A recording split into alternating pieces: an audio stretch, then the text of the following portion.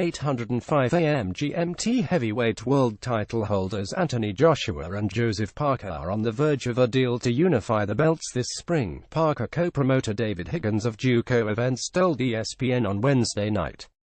The biggest issue through the more than a month of negotiating the fight, one of the biggest that can be made in boxing, as it would match two unbeaten fighters for Joshua's two belts and Parker's one, has been how the sides would split tens of millions of dollars in revenue. But Higgins said he and Joshua promoter Eddie Hearn of Matchroom Boxing have finally reached an agreement on the point, and Hearn has sent him a contract. The fight has never been closer.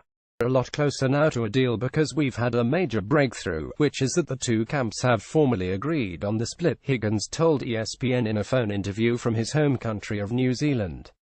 The Joshua side made a small concession, and the Parker side has made a small concession. Initially, Parker's side demanded 40%, with Hearn offering a fraction of that figure. Although Higgins declined to give the precise percentage split the sides agreed to, he said it was between roughly two-thirds of the pie for the Joshua side and a third for the Parker side. It's between 30 and 35-ish% for the Parker side, Higgins said. He'll leave it at that for now, but it's somewhere close to the middle of that. Maybe after Eddie and I talk about it, we will make the figure public. There is no set date or location for the bout, but Higgins acknowledged that it would take place on a Saturday no sooner than March 31st and no later than April 28th. As for the location, he said it would take place in United Kingdom or perhaps somewhere else in Europe, but you never know if a place like Saudi Arabia comes in and offers $100 million to stage the fight. Barring some unexpected giant side offer, Higgins said he and Hearn have discussed possible sites in Manchester, London, England, and Cardiff, Wales, as well as a couple of wildcard venues in Europe. Because Joshua is so big, you could have tens of thousands of fans travel to another location in Europe for the fight. Higgins said there are still a few smaller items to deal with, but nothing that he believes will derail a deal.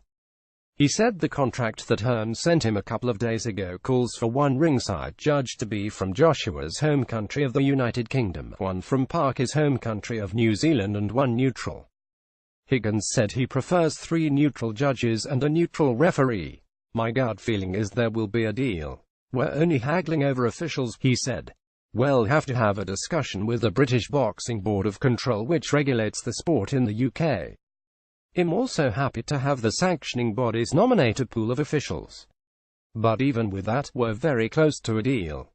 Higgins said he and Hearn have also agreed on random drug testing to be overseen by the Voluntary Anti-Doping Association, as well as a rematch clause for Joshua, should he lose. I think that's fair, Higgins said of the rematch clause.